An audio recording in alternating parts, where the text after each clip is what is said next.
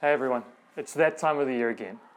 We are wrapping up the end of the school year. You're trying to finish as many school assignments as possible so you can get good grades. And we have the big thing looming over our heads, exams. You've either done your exams or you're preparing for exams or assessments in your classes, doing some revision. And it's a pretty stressful time, I think, when it comes to exams. Or that's how it was when I was back at school. I don't know how you guys are feeling, but we've had an amazingly different year this year. It's been extraordinary. You've probably been through one of the most unique schooling experiences that anybody will ever have. So no matter how it goes, know that as teachers, as staff at the school, we are proud of you, and we're really excited to see how you're going to come back, how you're going to bounce back next year, because you've all shown such incredible resilience over this past year. But I was thinking about exams recently because they're such a stressful time. You know, right behind me is where some of our Year 12s have had their biggest exams of their schooling careers. The culmination of 13 years, 12 years worth of learning experiences come down to those final exams, and they can be kind of stressful as you work through what that looks like, as you hope to get that ATAR that you want, and as you plan for your future careers and where you want to go after school. And I'll never forget, for me, what it was like when I was at school preparing for those final exams. There was one particular class where we were sitting down with our teacher to do some exam revision. She was taking us through some of the work that we'd done throughout the year. And one of my friends puts his hands up. Bless his soul, he puts his hands up and he says, "Miss, why are we doing this?" And she says, "Well, let's call him Bob. Bob, we're doing this because you need to learn. You need to be prepared. You need to be ready for your exam, so I'm helping you." And he goes, "No, miss, here's the thing, right? We're at a Christian school. We believe in God. I've prayed and God's going to give me the answers. I've prayed about it. I don't need to study. I don't need to do my exam prep because God's going to give me the answers. And when I get into that exam, I'm going to know what to write down, even if I don't remember it, even if I didn't learn it." We all looked at him like, "Are you serious, man? What are you thinking?" And the teacher just says, "Bob, prepare for your exams. Study for your exams." A little while later, I find myself studying at university, and we were preparing for exams as well. And our lecturer sat down with our class and he told us off.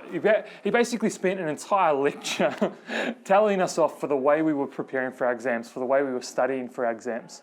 And his big point, I'll never forget it because he repeated it so many times over and over again in his thick South African accent. I don't sound like him, so I won't even try it. But he would say, "How can you remember it if it was never there? How can you remember it if it was never there?" He would just repeat it and repeat it and repeat it. "How can you remember it if it was never there?" he would say. His whole point was this: if you haven't learnt the material yourself, if you haven't thought about it, if it's not in your brain, it doesn't matter how much you pray, it doesn't matter how much you hope that the answers will come to you in the exam. If you never studied it for yourself and you've never read about it, if you've never thought about it, you'll never know the material because it's never been in your brain. The whole point is, what you decide to fill your brain with and think about is what's going to flow out of you and onto the paper and onto the exam that you write. So it's really important that we prepare well, that we prepare properly. Prayer is important as well. And I do believe that God will help us and help to remind us of the things that we've learned. But the really important thing there is that God reminds us of what we've studied. God reminds us of what we've learned. He doesn't just give us these answers that we've never thought of before or never studied before. So that's been on my mind recently, that it's important that we fill our brains with the right kind of material, that we fill our minds with the things that we need to know in order to pass our exams, in order to study for our exams. It reminded me of something else as well. What we fill our minds with flows out and onto the exam when we write our exams and that sort of thing. But the other types of things that we fill our minds with as well, maybe it's the songs that we listen to, Maybe it's the friendships that we have, the ideas that people share with us. It could even be the news that you watch at home if you read the news. The ideas that we fill our mind with impact and flow out of our lives and impact the people around us. So it's really important that you fill your minds with the right kind of things, positive and uplifting things. This year has been difficult for all of us. It's been a struggle for so many of us, being locked at home for so long, changing to online learning. There's a lot of things around us that can bring us down and make us feel negative. Negative thoughts in our mind impact our relationships with the people around us. So it's important to focus on the positive, to fill our minds with the right kind of things. Because if we don't fill our minds with positive, uplifting, encouraging things, encouraging thoughts, then they won't flow out of us and into our relationships with the people around us. There's some personal responsibility there. Other people can bring us down, but we can bring ourselves down as well. There's something that I want to show you that I think will really illustrate this point that I'm sharing with you this morning.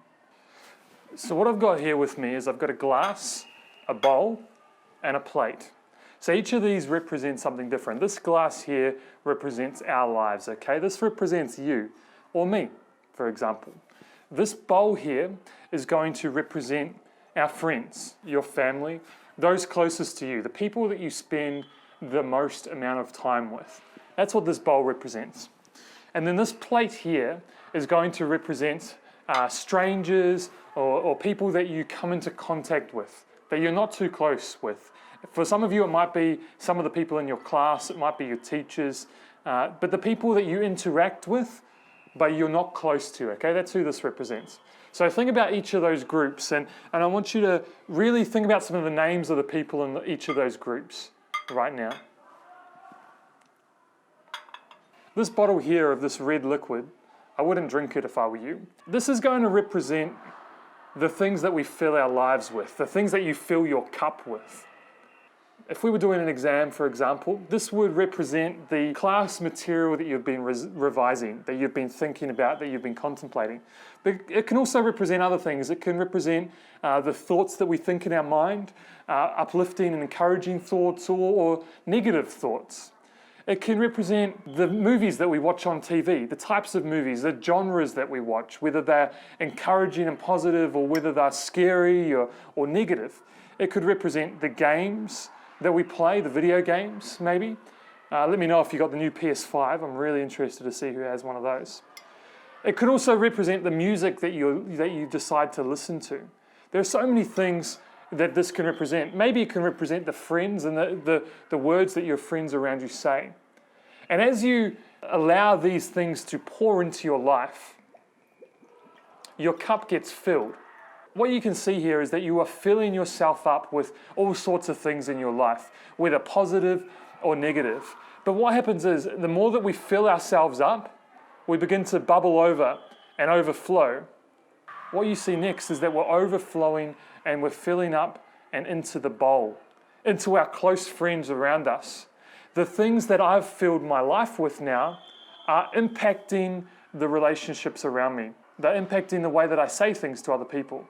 When I listen to a lot of people roasting each other, you guys know what it's like. You've probably roasted your friends in class and that sort of thing. But it overflows, and all of a sudden you start to roast other people. You start to roast other friends. And not everybody feels the same way, right? Not everybody likes to be roasted. If we encourage ourselves, if we fill ourselves up with these positive things and listen to the right kind of music or remind ourselves of really encouraging quotes, maybe somebody says something really positive and uplifting to us in our lives that makes us smile. We want to smile and we say something positive and share something positive with our friends around us. After a while, you might decide within your own friendship group that roasting each other is okay and that you're all fine with that. And that might be okay. But eventually, when you keep pouring into your life and you keep pouring these things into your life,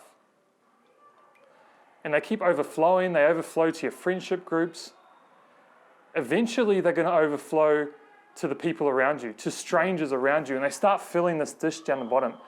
And that's when you really start to impact people that you hadn't even thought of, you didn't even realize. The moral of the story and the point of this illustration is you have to be careful about the things that you are filling your life with. You might be okay with them and they may not impact you too much, but eventually they'll impact your friends and eventually they'll impact strangers around you as well.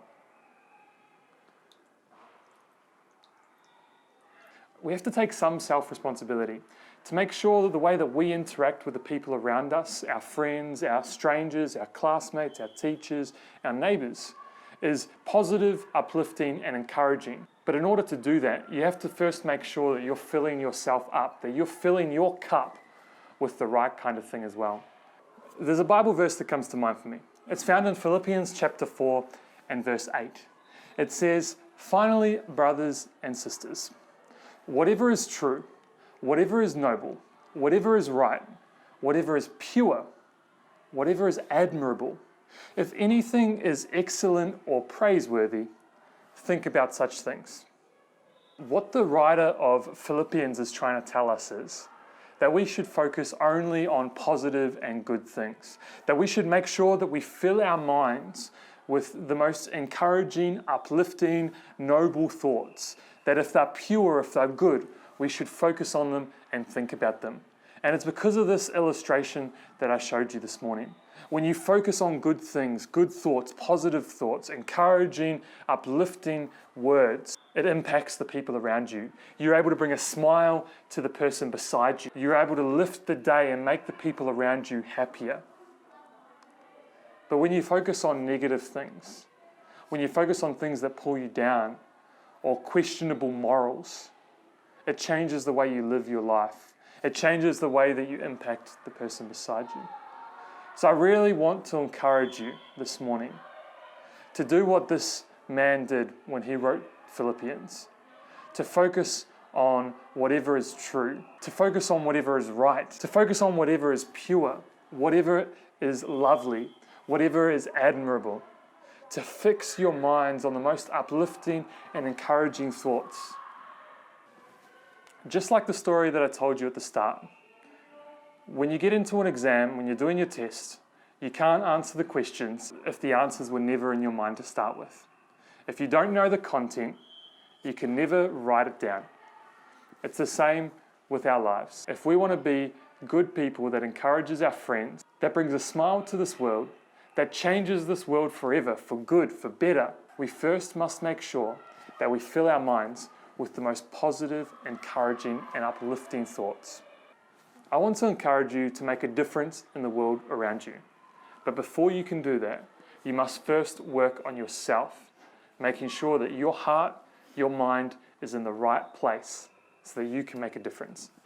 Michael Jackson, a long time ago, wrote a song called "Man in the Mirror." He says, "I'm starting with the man in the mirror. I'm asking him to change his ways. No message could have been any clearer. If you want to make the world a better place, take a look at yourself and make a change." So that's what I encourage you guys to do this morning. Take some time to self-reflect, to think about the man in the mirror or the woman in the mirror. Think about your own lives, your personal lives. What are you filling yourself up with? What are you filling your cup with? Are there some changes that you want to make in your own life so that you can truly make a difference to the people around you, a positive, uplifting, and encouraging difference?